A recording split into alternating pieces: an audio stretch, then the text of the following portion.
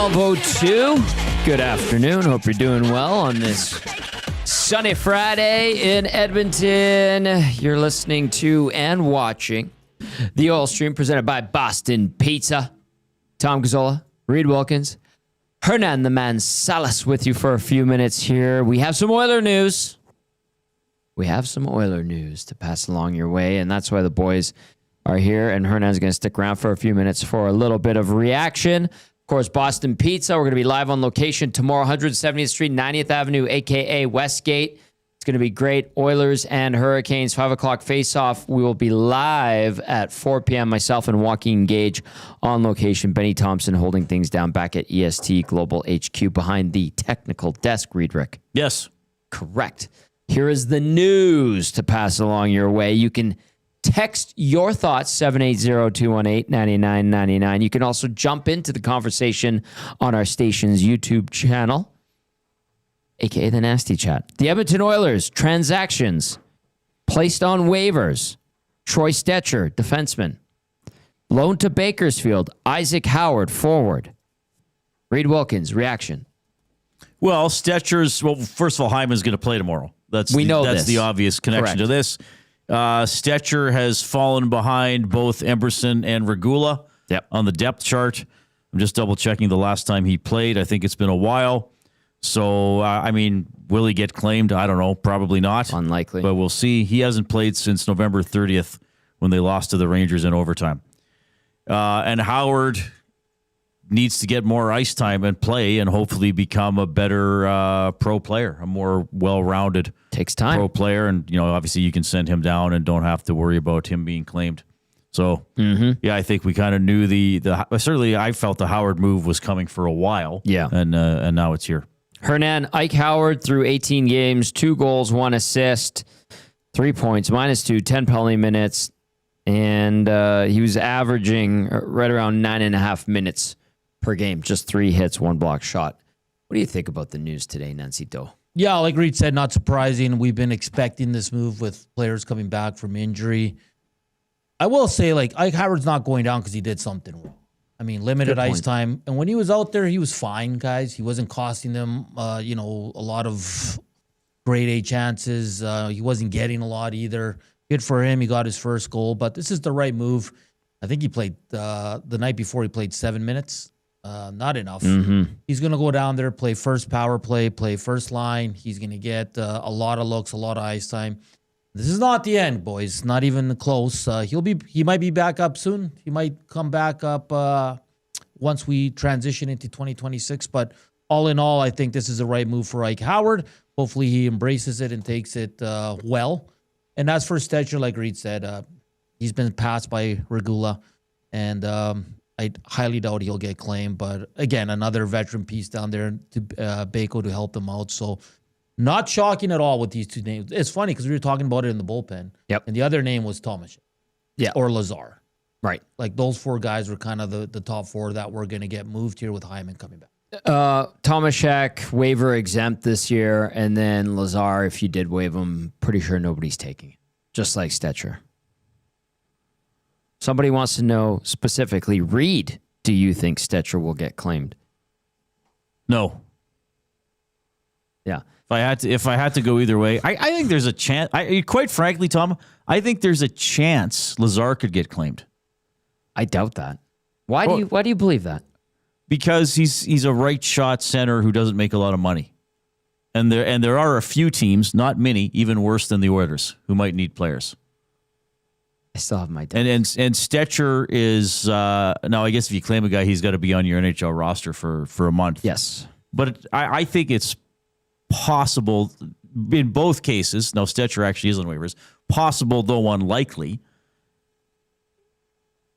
that they would get claimed just because there are. You need enough players on your team, So I think Stecher probably clears, but maybe somebody looks at him and says, well, we need a warm body. We need a 7 or something like that. There is a desperate desire around the NHL for right shot defensemen. That's how the Oilers wound up with Regula. The Bruins had a plan for him. He had torn up his knee. They're rehabilitating it. Stan Bowman knew him from his time in Chicago, and they claimed him. That's how the Oilers wound up with Regula. Right. Now, that same texter that wanted your thoughts on Stecher getting claimed also says his insider says they've been trying to trade Stecher for a pail of pucks for over a week. Yes, we sort of knew that. Yeah. Try to get something for him. Yeah. Tough to do. I think Friedman had that a couple weeks ago. I think a few people had that. Yeah. So but here's the thing I want everybody to understand. Okay? Mm-hmm. Players are always available to be traded. Don't there are, and this is why I don't like talking about every single trade rumor that comes up, because there is something to almost all of them. GMs talk. A lot of them are buddies. A lot of them are in the old boys club. That is correct. To use a term that used to get thrown around here all the time. It's valid. Now you don't even have to phone somebody. You can just text them. Yep. And legitimately, some of them are probably our friends and might even send bitchy things to each other. Like, I can't believe I'm stuck with this guy. Like, can you believe if I was, this guy's worse than me when I was 25. Remember when we were playing in Peoria for that year? LOL. And then the next day it's like, wait, do you want to move this guy? Like, seriously, are you that? I've got some cap space. Are you that fed up with him? So things like I usually wind up telling this story once or twice a year. This is a good time to tell it. Tell it. Kelly Rudy, when he was with the Kings, there was like an optional practice or a team meeting day or something, and he was an older player and he was pretty comfortable just talking to whoever. So he sat with the GM of the team at the time. I can't remember who was there at the time. He sat with the GM in the stands and just started BSing. Yeah. And, Kelly was interested in stuff, and they started talking about trades and the business side of it. And Gretzky was there, and Kelly said, well, there's probably like 7 or 8 guys on this team that you would never trade. And the GM said, Kelly, don't fool yourself. He said, pretty much Wayne is untradeable. Any other guy, Robitaille, you, whoever, if I got the right deal that made this team better, I'm pulling the trigger on the trade. That's my job as the GM. So, now, unfortunately, with the Oilers, half the team has a no trade clause, so those discussions aren't happening. Even those, though, for the right move, and if the player would waive. I mean, Arvidsson did waive in the summer. It's still relatively rare. So that's why it's like, honestly, guys, if to everybody listening, if I hear Troy Stecher's name is being talked about in trade discussions, I don't think, well, there's my show today, 3 hours on that. Like that's a virtually nothing story. I'm sorry. Like, okay, it's a thing for you to say to me. It's a 2-second mention. Yes. Most players in the NHL at some point in their careers have been mentioned in trade discussions. Or some GMs like, what would it honestly take to pry? It's like with free agents. Even if you think a free agent, like Stoff made a great point on his show when I was working with him when Tavares was a free agent, and the Oilers had like no room and didn't really need him. Well, not need him, but you know what I mean. But he's like, it's up to the GM to call the agent. Yeah, because maybe the agent's going to be like, you know what? It's John Tavares' childhood dream to play for the Oilers. He'll take the league minimum. I know that's an absurd angle, but you have an example. But you have to. You never know. You never know. A player's like, oh, his cousin lives in Edmonton, and they're like, life, and he's been torn apart since his cousin moved away from Kingston. You know what? Like there's. Sorry, Hernan, I took away your time. No, it's okay. Walk away in spite. Walk away in spite. Yeah. I agree with. So these names are always out there. Like, of course, you're trying to trade Troy Stecher before you put him on waivers. Of course. Try to reclaim some assets. Yeah. By losing a warm body. I'm glad you bring that up, because let's use a more recent example. Bring it home to the Oilers. If you don't think Kenny Holland and Doug Armstrong spoke when those offer sheets to Broberg and Holloway were made, and you believe Doug Armstrong when he said in that press conference that he did talk, you're out of your frickin' mind. Wasn't Holland already gone, though? He certainly was. Okay. Guess what? They like to golf together. Oh, so you're saying even after he left the Oilers, did he ask Holland about him? I'm sure that's where the idea came from. Because you're trying to get as much intel as possible on players. Yeah. Like, could you imagine if you were Ken Holland, you had people in your ears saying, you got to sign those guys because they're going to be offer sheeted? And you had that constantly, and you're like, I didn't really think about that. Or, I thought that might be a possibility. But now all of a sudden, it kept getting brought up to me. And then now all of a sudden I don't work for the Oilers. It didn't end the way I wanted it to. Not too happy with the way it ended. They got rid of my right-hand guy in Tyler Wright. I'm going to go golfing with my buddy. I don't work for them anymore. And I tell him, hey, you want to retool on the fly? Get a couple of young guys that we drafted and developed for good price? I'd offer sheet those two. Sure. I believe that could have very well happened. The other thing, and anyway. I like that you discussed that. One other thing I want to talk about really quickly, and you touched on it a bit, is well, I hear the Oilers are talking about getting this guy out of here and trading him. Or I heard the Oilers are interested in so-and-so. I like that you brought up the fact that, yes, generally GMs inquire. If you're not inquiring or contacting the team with the player in question, just as a courtesy or to find out, you're kind of not doing your job. You're trying to scope out the landscape, see where everything's at, see what it would cost. I mean, there's a great scene in Moneyball, and I know it's baseball and I know it's Hollywood, but that scene where Brad Pitt is playing Billy Bean and he kind of puts two GMs have the bid against each other to make the trade. That is derived from truth, like that from actual events of GMs in sports doing that type of thing. Well, it's a tactic. Yeah, and a lot of times too, I mean, how often have we heard there's a trade or a signing in the summer and the GM says, yeah, well, we were talking about this in November and then we both backed off because both our teams were doing well. Or even with some of these guys, it's like, well, we wanted to draft them. And then, so, that GM 4 years later is like, oh my God, I can trade for this guy that I wanted to draft. So, I mean, these things, they do take a long time. I'm just saying why me, because I know over the years and people who listen on my other show, I always said I'm not a big trade rumor guy until we get closer to the deadline. Well, I don't like doing a 3-hour show or in the past a 1-hour show. I know. You weren't allowed to spread your wings and fly and soar like you have been with us. But I just don't find it interesting myself. Like, let's do 3 hours of total whack job trade speculations that'll never happen. I think, to me, I think there's other ways to engage the audience that are more interesting. Correct. Personally, I'm with you. I'm 100% with you. And then, in regard to our market specifically, whenever you hear, I heard the Oilers are making calls on so-and-so. Yeah, like that comes from a place of truth where they check in, but it doesn't always have a lot of legs. And I got, for a long time, I probably still do, dog for being like, oh, Tom, you just shut down all the trade rumors that are out there. Because guess what? 95% of them do not have much merit. Yeah.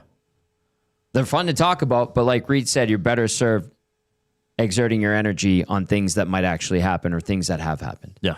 That's our perspective. I've enjoyed this first 16 minutes. Yeah, it's good. Thank you. We do have some text to get to, 780-218-9999. Get to the nasty chat as well. If you're watching on YouTube, it is the Oil Stream presented by Boston Pizza from November 18th to November 22nd. Ben Stelter Foundation. Proceeds from pizza sales at Boston Pizza participating locations. Pretty much like 90% of the BPs in Central and Northern Alberta are taking part in this.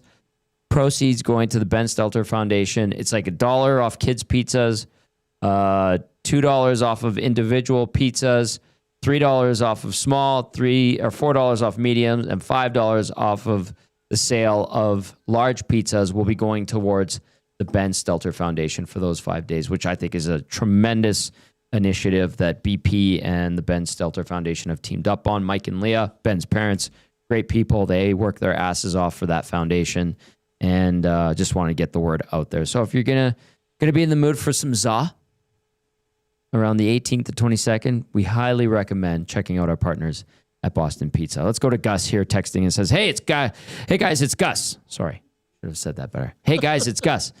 Would it make sense to call up Ingram and waive Pickard? The way Pickard is playing, there is really nothing to lose. I get that he is well liked in the room, but we need wins. Ingram can't possibly be worse. Thoughts? Thanks, Gus. I will hand this off to Reed by saying this. We checked on Ingram's numbers yesterday in the AHL. He has not played since November, I believe, 2nd. It was a 6-1 loss to the Calgary Wranglers. Connor Ingram is 1-2-1 through 4 games in the AHL with a 4.0 goals against average and like an 850 or 860 save percentage. That's without pulling it up on my computer here. I don't think that is likely at all. It's not going particularly well. I think it's possible Connor Ingram could play games for the Oilers this season. Thank you. But we're not there yet because he's not being used and he's not performing well in the American Hockey League. Thank you. So I understand the frustration with Pickard. Certainly, I did this a couple games ago. Skinner, the first 6 games he played this season was actually quite good. If you look at the numbers, he's not been as good since then either. But I think with Connor Ingram, you don't want to put him in a position to fail. So if he's not performing well in the American Hockey League, calling him up to the NHL and saying it's like, well, okay, just go play, and then he gets lit up in the NHL. I mean, that could cripple his confidence and set his career back. So I don't see Ingram playing with the Oilers in the short term. I mean, unless maybe there's an injury, but I'd be quite surprised. Again, I think whether it's Ingram or anybody else, it's the job of the organization to put these guys in a position to succeed, or give them the best chance to succeed.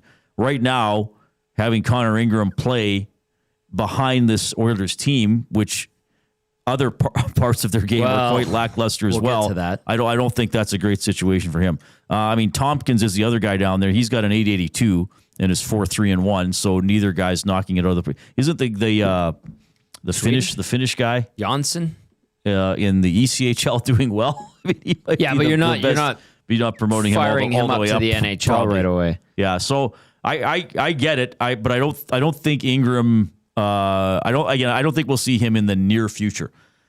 Several weeks down the road, if he plays better, or it's just continually that bad with the Oilers goaltending, maybe. But I don't see it right away.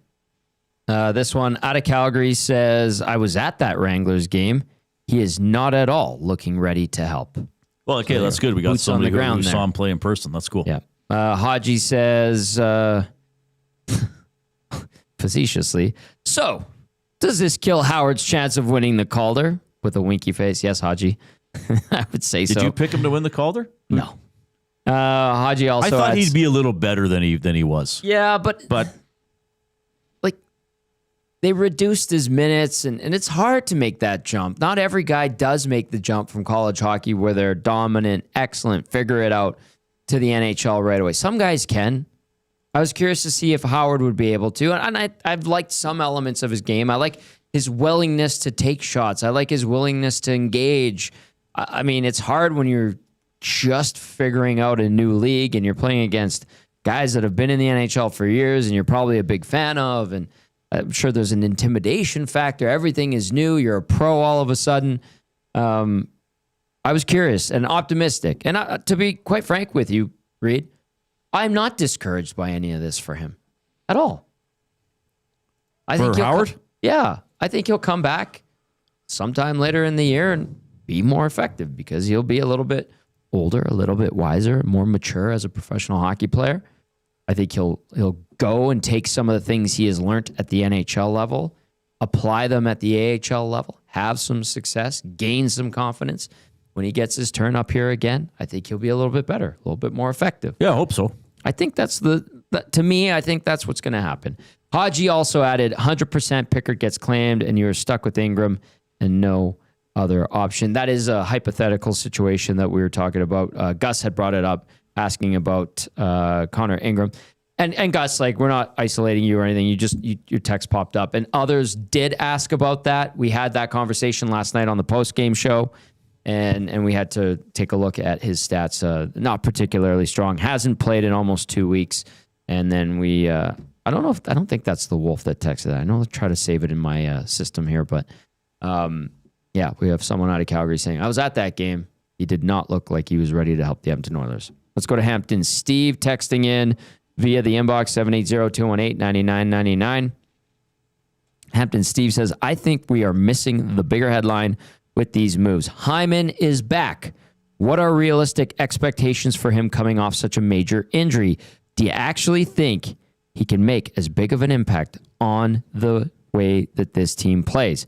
as some people think he will. Reed, what would you say to Hampton? Well, if I'm understanding what he's saying about the impact, I'm going to say no, but I think he will make an impact. Absolutely. Just him being there. Him being there, it might balance out the lines a little bit. But yeah, I mean, he's coming back from a pretty significant injury. I'm sure he's going to have to get some timing and some hands back. Yeah. I mean, I think with Hyman, the work ethic and the presence is going to be there. I mean, it took not the exact same situation, but Roslovic didn't have a training camp. He wasn't hurt. Roslovic didn't have a training camp. It took him 4 or 5 games to get going. Yes. It wouldn't surprise me that maybe it's, what are we at here? Almost mid-November. I mean, maybe later in the month or even December before we see the true Zach Hyman. Yeah. But even his work ethic on the ice, you hope would help. I hope it's contagious too. The guys see that. I hope so. Because, I mean, they could certainly use a little gusto collectively, and he provides gusto when he plays. That's a good word. Thanks. They have none of it. I agree wholeheartedly. Very minimal amounts, if any, as Reed alluded to. All right, we'll go to Andrew the accountant. Says, speaking of rookies, Matt Savoy has looked great. Does he stay on the first line with Hyman coming back? Reed, what would you tell Andrew the accountant? Well, I don't know, because he might start. Well, okay, is the first line, are you assuming McDavid and Draisaitl are together tomorrow to start the game? I mean, this is again. We're back to this. Why are the two guys? Okay, for everybody who's like, why does he put those two guys together? You know why, everybody? Because the rest of the forwards can't score. You alluded to that yesterday on your post-game tweet. And so, it's kind of like,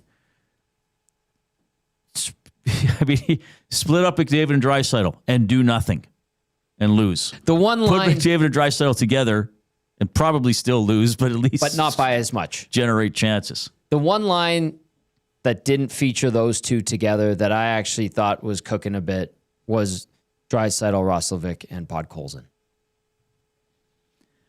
That line's... Yeah, they've been good. And it was good Podkolzin scored yesterday. Yes. I mean, I wish he finished more of his chances, but... Podkolzin's kind of the definition of an honest player. He's in the right place. He engages along the boards. He will hit. He will take a hit. He will get in the way of a puck. So, I mean, obviously, Mangiapane should be, I hate to say this, Mangiapane should be nowhere near the top 6. He's playing like le poo-poo, as Belzy would say right now. So, what could you do? You could maybe go McDavid, Hyman, Savoy, and then Draisaitl, Roslovic, Podkolzin. Yep. If you wanted to try to maybe have 2 lines that could do something instead of 1.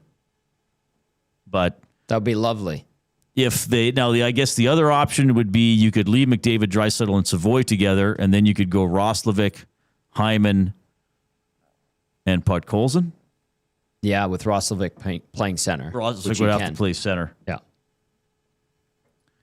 And then the bottom 6, it's almost just like draw the names out of a hat at this point. Bingo balls. All right.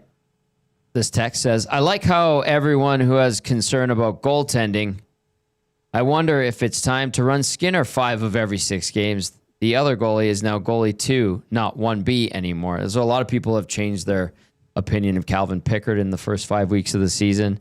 This texter throws on, I also think Howard will respond well to this. He can see what Savoy has done after time in the AHL. What do you make of how people have kind of flipped on Calvin Pickard? And there was a time, Reed, last season where people were like, that's the starter. I don't know. I think people still like Calvin Pickard. As they should. He just hasn't. I mean, oddly enough with Pickard, his best game this season might have been the game against Montreal when he gave up 5 goals. Yeah. Because they were so bad. And I think he actually made some good saves in that game. I mean, I don't know what to tell people. I mean, obviously the goaltending has been not good.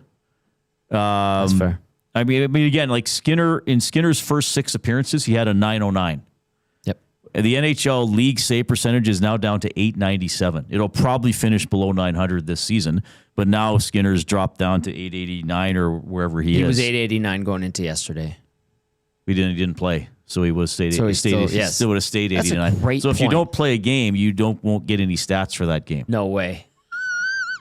Get out of here. I know. I'm being cheeky. I know. I appreciate that, though. You keep me honest, big boy. But I mean, look, this is not a great situation. I mean, this is going to be a real test for Stan Bowman. I mean, he's made the initial evaluation of Bowman's tenure as GM would be quite poor, given some of the risks he's taken or players he's brought in. Yeah. I mean, of course, there's some we'll sees with the younger players. Maybe even Frederick's still a we'll see. But his challenge is going to be to upgrade the team, because I think there are some serious flaws with the team that are beyond, well, these guys can play better. Yeah. Yes, there are some players we've seen play better that you have to hope will play better. I think that there are some players, it's just they are who they are. And maybe Mangiapane is one of them. I mean, he was on Washington's fourth line last year. Mm-hmm. And he might score 14 or 15. I think he got to 14 last year. Mm-hmm. He'll probably get to that this year, but he won't have an impact on the game, kind of the Skinner-Arvidsson mold. They got to 16 and 17. He had a good start to the year. He had a 3-game point streak, couple of goals and an assist. He's been very streaky this season through the 19 games. And he'll probably have another good 3 or 4 game stretch, exactly. But it's not there every night. And he's having the a tough drop-off stretch is too right now. severe. Yeah. I mean, this is why coaches like, we used to get comments, and I'm sure you did this too. It's like, why does Derek Ryan play? Why does Derek Ryan play? So who he had Tippett and then Woodcroft and they all kind of used Derek Ryan. Yeah. But why does he play? Well, you know what? Because his crappy games were never that bad. That's right. He kind of was, okay, Derek, who are you? You knew what you were Fourth getting. line. And until his final year, he actually scored 10 goals every year, except for that 1 year with the Flames. So coaches could kind of be like, okay, Derek Ryan might not score for me. He might not make a pretty play. He might even get beat, but he's not going to get beat horrifically. He's not going to blindly throw the puck up the middle. Yeah. Whereas Mangiapane, we've seen some pretty good games where you might give him an 8 out of 10, but then his poor games aren't 6s. If his poor games were 6s, they'd be okay. Yeah. They're 2s or 3s, and then he's minus 1,000. -4 last night. Derek Ryan was a serviceable NHL player. Yeah. I like to describe him that way. Norm in a combine says, I like Tomaszek's ability to get you free food at BP's. Hashtag Tony. Yes, we feel very confidently in our bets with Tony that David Tomaszek will not be hitting the plateaus that Tony made bets with us on, therefore giving us a lot of free BPs at 170th and 90th Street, a.k.a. Westgate. What did he say, 25 goals? I went down. He twisted my arm to 20 goals. So he convinced me to take. I was like, all right, I'll give it to you. Collingwood Rob was my witness. And I tell you what, with the new holiday playlist and all the feature items that BP rolls out and the good stable of standard stuff that they have on the menu, I'm going to be eating really good, Reed. And I would like you to join me for a Boston Pizza dinner perhaps at one point on our good friend Tony. Okay, yeah, I could do that. That would be lovely. Haji texting in says, when do the Oilers reach the point with their backs against the wall? It seems like that is when they finally turn it on. Haji's right about they seem to need a dire situation to awaken. They're not there. They're kind of in that mushy middle. They play with their food, as I like to say. But I'll tell you what, there isn't a lot of promising things about this team right now and redeeming qualities. Well, no, how good is this roster capable of playing? I think they at least a step or two better than what we're getting. Sure, yes. I'll and they give them that. They can certainly check better. Yeah. And it is disappointing to see. I mean, you have to. This is why I'm always careful about criticizing effort, because sometimes you're just not good enough. I mean, somebody could. We could get a gallery of nasties to follow us for a round at Riverside, and then after 9 holes, they could be like, Wilkins never makes a birdie. Like, why doesn't he try harder? Well, it's like, because I'm physically not a good enough golfer.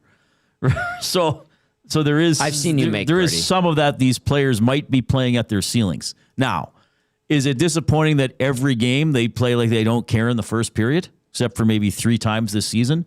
That's some sort of a weird mentality. Yeah. And I don't know how that gets fixed. I mean, players should be able to motivate themselves. Knobloch might have to step in. I remember the one year they kept falling behind. McClellan said he told them, okay, guys, we're playing 2 games. We're playing a 10-minute game, and we're playing a 50-minute game. If we tie one and win the other one, we win the whole game. We win the actual NHL game, which is a good way to put it. Okay, after 10 minutes, either be ahead or just don't, or be tied. Yeah. If we're tied after 10 minutes, okay, then we can win the 50-minute game. Now, if we're up after 10 minutes, okay, then we can tie the 50-minute game and we win. I mean, I know it's more complex than that, but it's kind of a mentality he was getting them to focus on the first 10. I appreciate him coming up with a clever method of engaging them collectively. Now, on the flip side, I'm also disheartened that it took him that kind of like elementary style approach with these professional athletes who are adults to get them to be like, oh, okay. And I know that was years ago, but the fact that it had to get to that point because he could see that mentally the engagement wasn't adding up to a level that was acceptable is almost sad to me. Maybe not to everybody, but to me it is. And I remember those days fondly. I was there. Yeah. With the team. But it's true. Like sometimes you have to do that with a group of men or elite athletes or women in pro sports as well, where you have to like trick their minds. Yeah. But they need to have the attitude that they have to check and defend their way to victory. They don't check and defend. But they, for some reason, and I don't know if it's just because of Leon and Connor are so dynamic and one of your defensemen, you know, like again, Bouchard last night, he was backing away from the crease when that one guy scored. I think it was a second goal. They're all a bit of a blur at this point. Well, Wallman did a bunch of that too yesterday. Yeah, like at least stand there. Like just maybe the puck will hit you and won't go in. I mean, maybe it'll go in, but if you're occupying the right place and the puck goes in, the coach probably won't get mad at you. He might say, well, you were in the right place. That's a bad bounce. Yeah. So, yeah, I don't know. Like it's pretty mind-boggling what a passive, disinterested game they often play. Well, this year in a lot of games, but in the first period, I don't understand it. And yes, maybe they don't have the talent, but you can get in the way. You can block shots. You can chip pucks in and chase after them. Mm-hmm. You know, I mean, Curtis Lazar is a limited player in terms of talent and speed. Sure. Well, I guess speed's part of talent. But I would play him because at least he'll try to muck around. Yep. He'll try to get the puck below the icing line in the other team's end and go to work. We're inside the Popeyes Louisiana Kitchen studios. Tom Gazzola, Reed Wilkins. The Coob has slid in. He was crawling around here a little bit too. He does weird stuff like that, doesn't he? Yeah, he's the Coob. He's the Coob. Ice Coob behind the technical desk. At Popeyes, they still have the hot ones thing going on, the spicy and the hot. Sauces, extremely hot. I had the one chicken sandwich the one day. I could only have a few bites, and I was just, my mouth was on fire. They now have the mini sandwich trio, classic, spicy, and blackened. Choose your mix and enjoy your favorite mini chicken sandwiches together. And then the big sauce drop. I love sauces with my food. I had leftover pizza. And then Joaquin has that Frank's Red Hot thick garlic parm. He's red hot! And I dipped the crust on there. It was so good. Sorry, Joaquin. I had some of your sauce. At Popeyes, they have the Cajun gravy, the spicy dipping sauce, and then the Chipotle barbecue. Go check out Popeyes Louisiana Kitchen. What's your favorite item on there? Well, I like the little cauliflower, the blackened cauliflower. Is that what it is? The blackened cauliflower. Good. And I just like the chicken in general. The classic sandwich is great. Yeah. I get my menu is my order off the menu is very consistent. Classic chicken sandwich. Sometimes I get the spicy mayo because I love a good Chipotle. Right. Mac and cheese on the side. Cherry Coke from the fountain. Oh, you like the cherry Coke? I love it. I love it. All right, you can text us 780-218-9999. Jump into the nasty chat. I saw one from Kelvin that I kind of chuckled at. Kelvin said, that 9-1 Colorado loss wasn't rock bottom by the looks of it. Okay, and that's what I said after that game. Going into the Monday's game against Columbus, I was like, that's how I started my show. Because Jay was off that day. I said, don't tell yourself it can't get any worse. It can get worse. Or even if they play the same as they did against Colorado, you're going to be like, Why can't they respond? Why isn't there more valid passion? Valid. Yeah. Last night, do you want to rehash last night? I mean, we kind of, in a roundabout way, discussed a bunch of stuff. If you want to. Well, just talk about the scenario here. Like, they claw their way back into the game, get the equalizer, and then what was it? 30 seconds later, Matejchuk scores. Yeah. And then they rattle off. Why are you giving the momentum back? Right. And then not only that, the Jackets add another one and another one. And I've been asking and clamoring for killer instinct from this group all season long. And last night, when the Jackets, who, by the way, were coming off a 5-game Western Conference road trip, they started on Long Island, which was weird. So they basically went coast to coast and then back out to the Eastern time zone. They had one day off, okay? Half the team was sick when they were here on Monday. They played the next night in Seattle, won in a shootout. They come back. They have to play against Edmonton. They lost their captain, for crying out loud, to injury.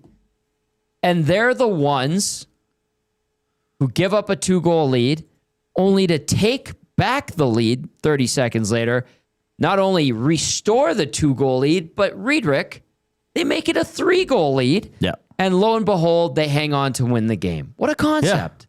Yeah. Well, killer instinct, drive. Well, like, Columbus is not a great team. Like, they're a mediocre team. Like, they're kind of okay. Right. They have some good players. But yeah, they've scored 9 goals on the Oilers? Yep. In 2 games, and were one of those on the power play. I can't remember, but was there not a shorthand? No, the Oilers got a shorty against them. The Oilers got the weird shorthanded goal. That's right.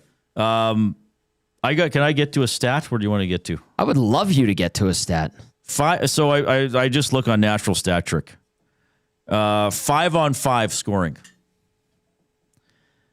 So I was a little surprised. The Oilers have 34 5-on-5 goals. All right. Now, I guess all 4 of them last night were, right? I don't think they scored 4-on-4. They did not convert. And they didn't have a power play goal. No, that's right. So the Oilers have 34 5-on-5 goals, which is tied for 14th in the NHL. I didn't do rates. I just did raw data, numbers. I know some teams have played more than the other, but I would have thought the Oilers would have been in the bottom 10. So they have 34 5-on-5 goals. They have allowed 47 goals 5-on-5, which is second last in the NHL. Toronto has allowed the most, oddly enough. And in terms of 5-on-5 goal differential, 3 teams are tied for the worst at -13. Edmonton, Toronto, and Nashville. Not good company. 5-on-5 save percentage. Earlier in the year, remember, I was looking at this stat, and for a while the Oilers were 8th, 10th, 11th in 5-on-5 save percentage. And this was, again, after the first 8 games. Right. It wasn't looking too bad. 874, last in the NHL. So they're getting destroyed 5-on-5, and as we know, most of the game is played 5-on-5. Now, interestingly enough, last night they got 4 5-on-5 goals, but they still lost because they gave up so many. So this isn't there are so many weaknesses, and this is why I don't do entire shows on goaltending, because if you had better goaltending, it would help, but there'd still be significant problems to the team. There's only about 4 players who are a threat to score a goal, 4 forwards. And I'm probably going to put Matt Savoy in there, and he has 1 goal on the season. Well, he got his second last night on the redirection. Sorry, this is his second. 3 points in his last 2 games. 3 of his 5 points have come in the last 2 games. He's coming on. So McDavid and Draisaitl are threats to score. Roslovic you'd have to put in that category.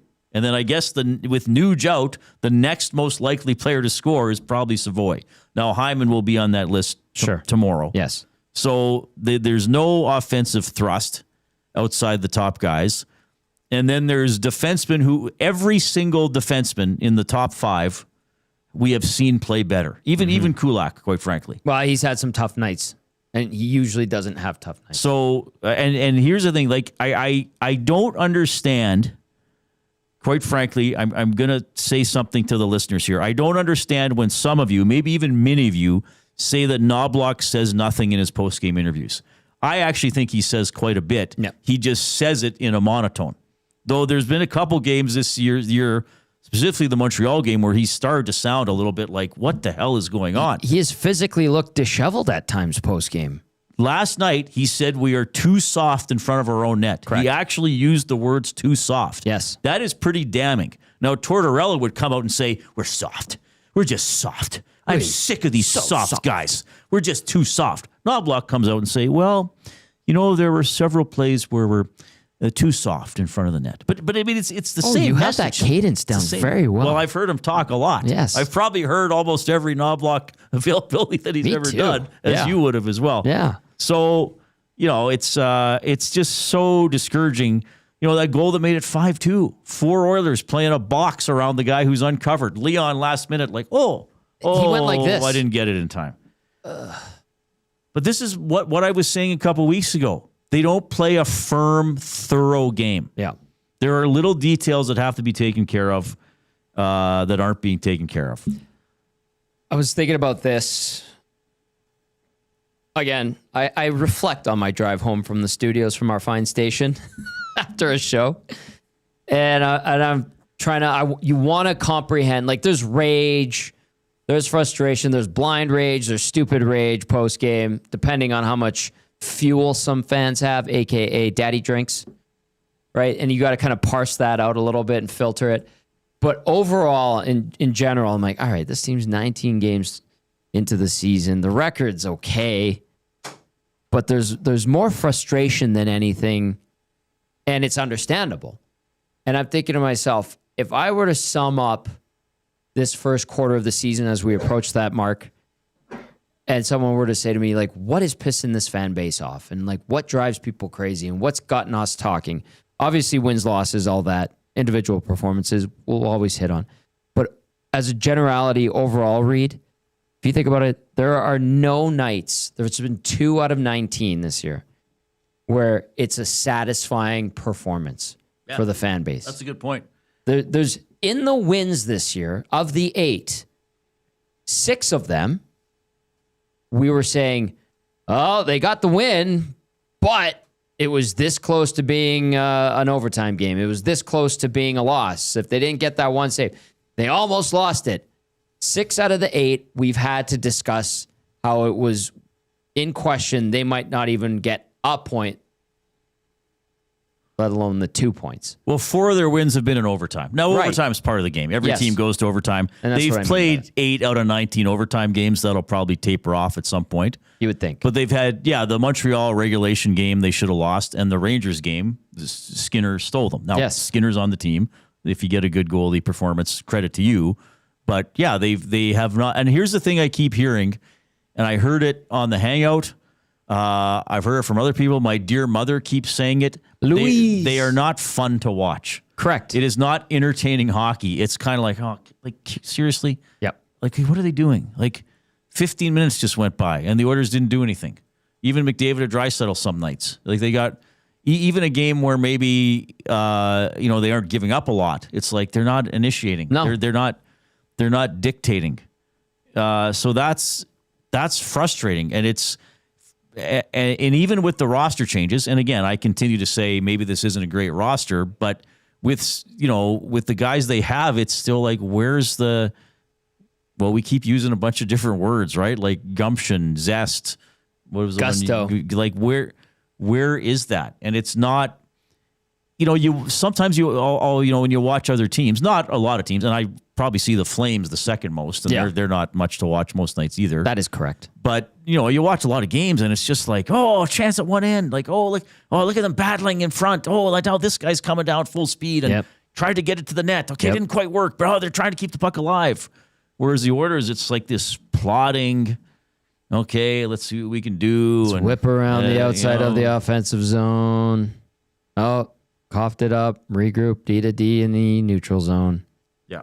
All right, in the D zone, tire fire, D to D regroup, sloppy pass coming back the other way.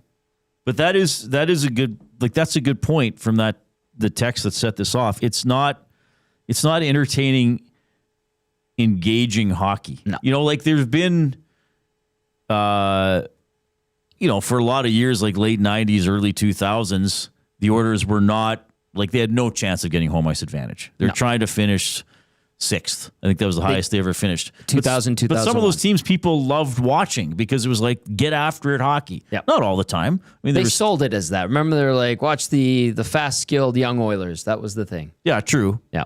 But some teams, I mean, look at those teams that got some upsets or did at least were pesky in the playoffs. Like this team isn't pesky or difficult.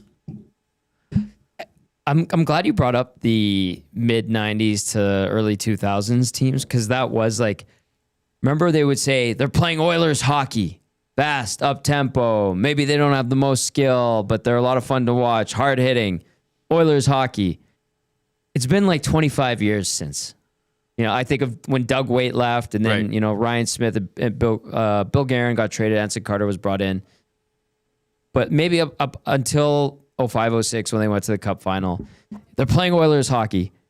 You can't really use the term Oilers hockey from back then nowadays. It doesn't stick or resonate. What would you describe Oilers hockey now as being? Because that used to be the definition: fast, up tempo, exciting. They might not win, but by gosh darn it, they're going to give you a great effort night in, night out. This year, Oilers hockey is sort of a disinterested. Let's see if we can win by playing 10 good minutes, if we can find those in a game. I think the last 2 or 3 years, you would describe it as well, I think honestly the last 2 or 3 years, you would describe it as a heavier brand of hockey. You would describe Oilers hockey as a sort of big boy hockey, persistent. Yeah. Like they bullied teams. Like they had. I know they didn't really have Kane. Like I'm always kind of weird the way I talk about Kane, because why? Because he wasn't there last year. Like people are like, well, they missed Kane, and I'm like, but he wasn't there in the regular season, not. And they still had 101 points. That's right. But even obviously Perry, even like Fogle wasn't like crazy, but he was a bigger, heavier body. Like you could get in there and forecheck. The thing that's weird this year, and I've been talking about this a little more lately, is where's the Leon Draisaitl that's going to do a spinorama, set a backhand pass across the crease for a player to tap in, and then the next shift he's going to come out and cross-check you 3 times.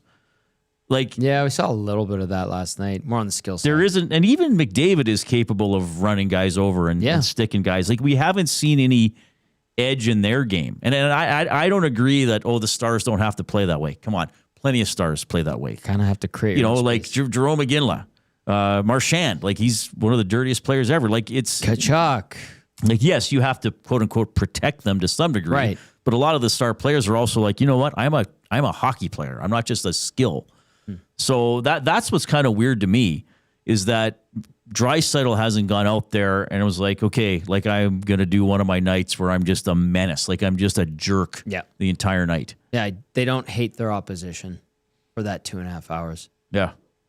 All right, we're going to have to get to the numbers game, brought to you by Play Alberta. As we do that, Jason LeDuc says, too many guys on the ice look like they're playing EA Sports NHL 26. That's a good point, Jason. I agree with you. Well done, sir. Norman Combine says, Oilers hockey. Meow. Well, I don't have my Did board. I do the meow good? That's pretty good. Yeah. I don't have my board. What was that I don't cat's have name? Lester. On? Oh, Lester. Yeah, we had a cat named Stepan. Yeah. Lester was the one that meowed. Okay. The numbers game presented by Play Alberta. Promo code EST Casino. $50 deposit gets you $50 credit in the casino side of Play Alberta. And then EST Sports, $50 deposit gets you $50 free bet over at Play Alberta. When you play, use your game sense, as always. I want to do a Grey Cup thing with you, as well as take a look ahead to the rest of this road trip. Again, we will be on location tomorrow at Boston Pizza, 170th and 90th Ave, a.k.a. Westgate. So the Oilers have played a couple games on this road trip so far. They get the win in Philly. They lose last night by a 5-4 final. You're in Carolina on Saturday. You're in Buffalo on Monday. They go back-to-back again. Oilers finally get a point in a back-to-back scenario. They get the 2 against Philly.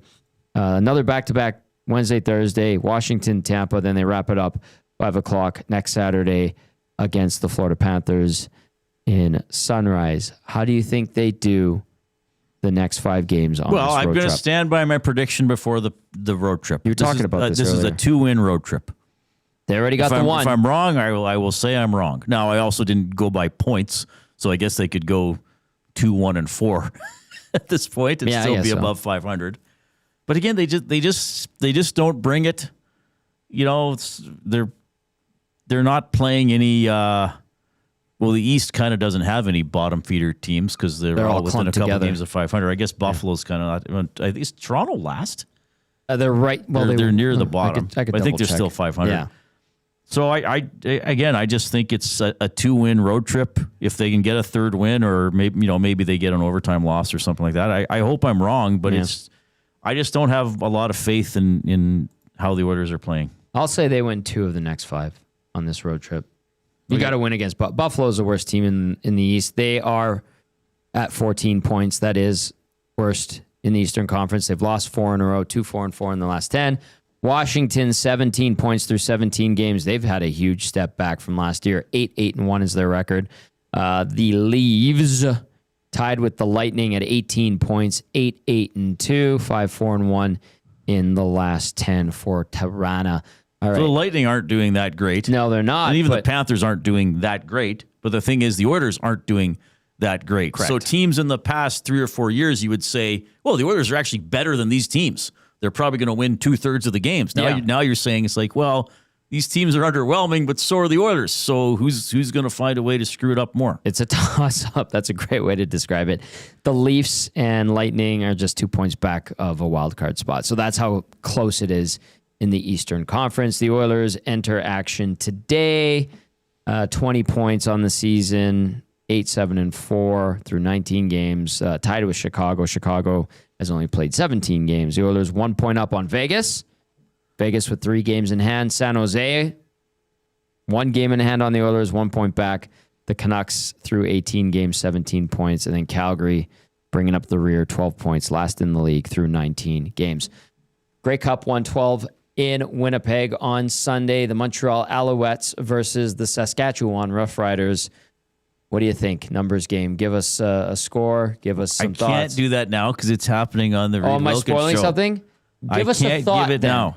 How do you feel going into this Grey Cup? I feel like I'm looking forward to watching it. Oh, you cop-out. In my personal life, I do not want the Saskatchewan Roughriders to win. On air, I will analyze the game objectively. Justin Lawrence, U of A grad, is the Alouette center. Keep an eye on him. All right, I like that very much. Coop, what's coming up on EST Afternoons? Well, lots of discussion about last night's game. We'll dive into highlights, lowlights with Gager and Salas. We got Zach to the Future and Adam Gold, host of the Adam Gold Show, will be joining us to preview tomorrow's match against the Hurricanes. JC Sherritt, the Elks defensive coordinator, will be checking in as well to talk some Grey Cup and some season-long CFL fantasy as well. I like it. I like it a lot. Thank you, Coob. Working that technical desk. You'll be there for the rest of the afternoon. Great stuff. Reed's back with the Reed Wilkins Show with Jay Milne and the Coob. That's it for me today. It's been a pleasant morning/early afternoon. Stay tuned for EST Afternoons with Joaquin and Hernan as well as Coob. And I will see you guys tomorrow. Come join me at Boston Pizza, 170th and 90th Ave, a.k.a. Westgate. We're going to have a lot of fun, and it's going to be a blast. For Riedrich, I'm Tommy. Ciao for now.